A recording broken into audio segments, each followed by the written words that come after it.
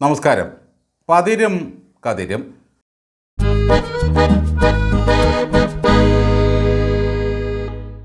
ആഭിജാത്യം എന്ന സിനിമയ്ക്ക് വേണ്ടി പി ഭാസ്കരൻ എഴുതിയ ഒരു പാട്ട് കേട്ടിട്ടില്ലേ? തള്ളു തള്ളു തള്ളു തള്ളു പന്നാസു വണ്ടി, തള്ളു തള്ളു തള്ളു തള്ളി തല്ലിപ്പൊളി വണ്ടി, ഈ തല്ലിപ്പൊളി വണ്ടി. പിണറായി വിജയൻ ഓടിക്കുന്ന പ്രതിപക്ഷമെന്ന തല്ലിപ്പൊളി വണ്ടി തള്ളി തള്ളി കൊണ്ടുപോകുന്നതിന് പകരം തള്ളേണ്ടവർ പരസ്പരം തള്ളിക്കൊണ്ടിരിക്കുന്ന അവസ്ഥയാണ് ഇപ്പോൾ CPM-ൽ കാണുന്നത്. അവരൊന്നിച്ചു നിന്ന് ഒരേ മനസ്സോടെ മുമ്പോട്ട് തള്ളുകയായിരുന്നെങ്കിൽ ബാറ്ററി എന്നത് വേണ്ട, സ്റ്റാർട്ടിംഗ് ഹാൻഡിൽ വേണ്ട, നട്ടും വേണ്ട, ബോൾട്ടും വേണ്ട, പെട്രോൾ പോലും വേണ്ട, ഈ മട്ടിൽ ആ വണ്ടി മുന്നോട്ട് നീങ്ങുമായിരുന്നു.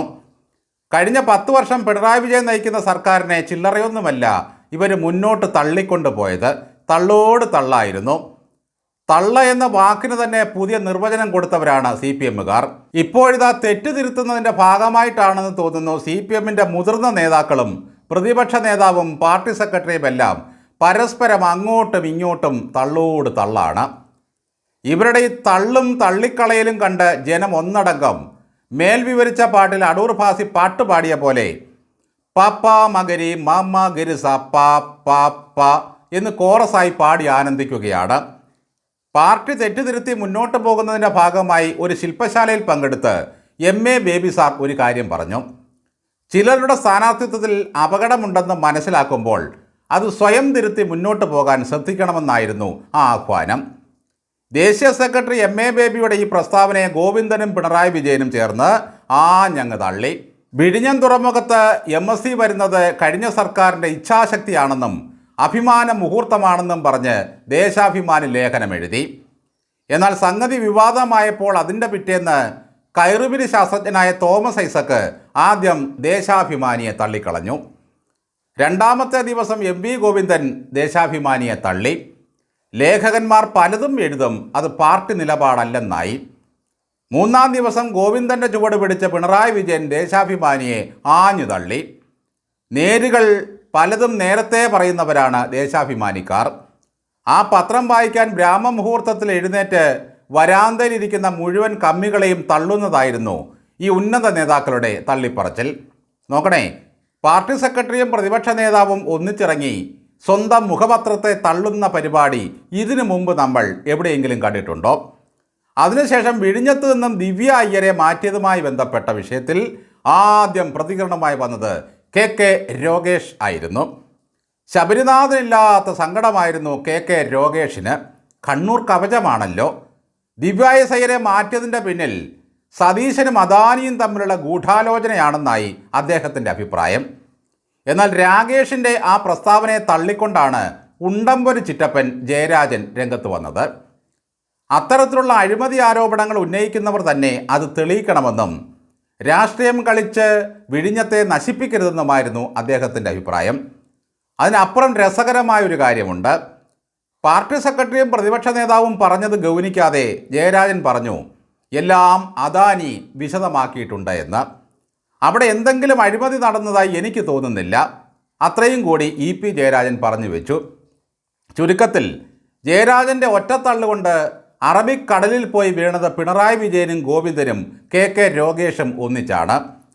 ഇൻഡിഗോ വിമാനത്തിൽ പിണറായി വിജയൻ്റെ രക്ഷയ്ക്കായി യൂത്ത് കോൺഗ്രസ്സുകാരെ ഒറ്റത്തള്ളിന് മറിച്ചിട്ട ചിറ്റപ്പൻ അതേ ഊക്കിൽ തന്നെയാണ് ഈ മൂന്നെണ്ണത്തിനെയും തള്ളിമറിച്ചിട്ടത്. ഇതിനിടെ ചായം കലങ്ങിയ മുഖവുമായി നമ്മുടെ പാലം ബ്രിഡ്ജാസ് പ്രത്യക്ഷപ്പെട്ടു. അദ്ദേഹം പറഞ്ഞത് സതീശൻ ഗുരുവായി കാണുന്ന കാർത്തികേയൻ്റെ മരുമകളെ എന്തിനാണ് വിഴിഞ്ഞത്തു നിന്നും മാറ്റിയത് എന്നാണ്. ആടിക്കൊഴിഞ്ഞുകൊണ്ടുള്ള കഥ പറച്ചിലൊന്ന് കേൾക്കണമായിരുന്നു. അതിലെന്തോ കള്ളക്കളിയില്ലേ എന്നും ബ്രിഡ്ജാസ് സംശയിച്ചു. അപ്പോൾ ജനങ്ങൾ സംശയിക്കുന്നത് മറ്റൊന്നാണ്.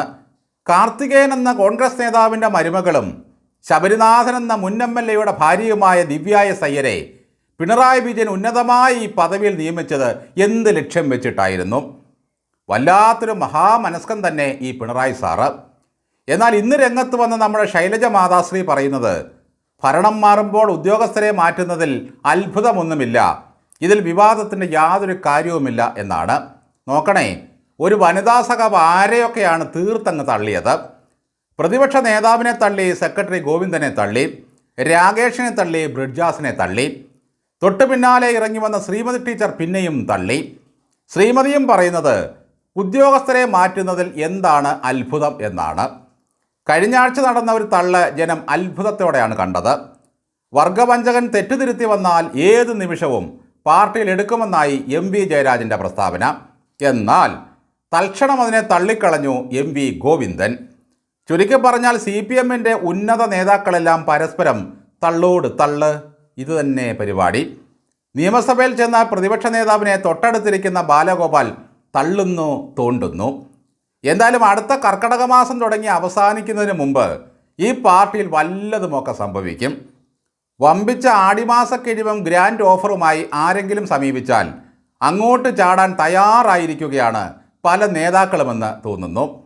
ഒരേ സ്വരം ഒരേ നിറം എന്ന പഴയൊരു പാട്ട് പോലെ ഒറ്റ ശബ്ദമായി പ്രവർത്തിച്ചു കൊണ്ടിരുന്ന CPM-ലാണ് ഇങ്ങനെ പരസ്പരമുള്ള തള്ളുകൾ ഉണ്ടായിക്കൊണ്ടിരിക്കുന്നത്.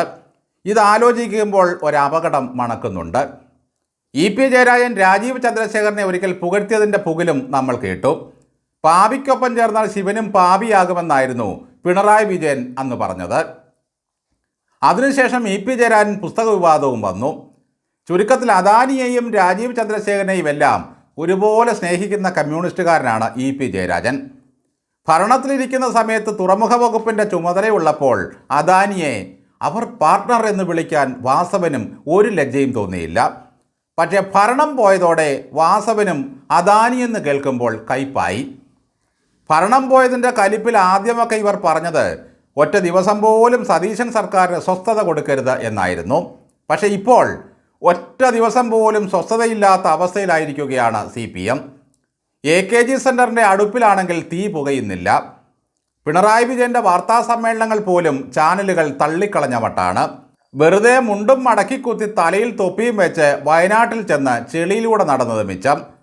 ചുരുക്കി പറഞ്ഞാൽ മാസം 3 തികയുന്നതിന് മുമ്പ് തന്നെ ആറിയ കഞ്ഞി പഴങ്കഞ്ഞി എന്ന മട്ടിലായിരിക്കുന്നു പ്രതിപക്ഷവും CPM-ഉം. കർക്കടക ചികിത്സയുടെ ഭാഗമായി ഔഷധക്കഞ്ഞി കൊണ്ടൊന്നും തട്ടുകേട് മാറുമെന്ന് തോന്നുന്നില്ല. ദേഹമനങ്ങാതെയും വായനങ്ങാതെയും എവിടെയെങ്കിലും ഒരു മാസം പഥ്യമിരിക്കണമെന്ന് പറഞ്ഞാൽ അതൊട്ട് കേൾക്കുകയുമില്ല.